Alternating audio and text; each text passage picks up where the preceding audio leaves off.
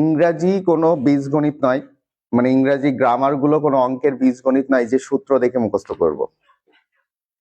ইংরাজিটা হচ্ছে মানে আমাকে কনসেপ্ট, মানে আমার টোটাল মাইন্ড কনসেপ্ট থেকে বুঝতে হয় যে ইংরাজি গ্রামার গুলো কিভাবে তৈরি হচ্ছে। তা আজকে ক্লাসে আমি ন্যারেশনের সূত্র শিখবো না, ন্যারেশনের সূত্র তৈরি করা শিখবো।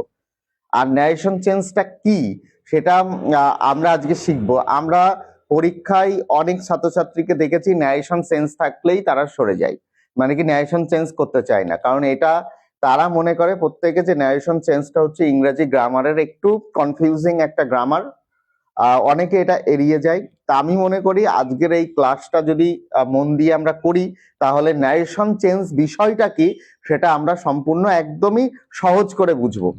এবং এটা বলতে পারি যে বাংলাতে ইংরেজি গ্রামার সব থেকে সহজ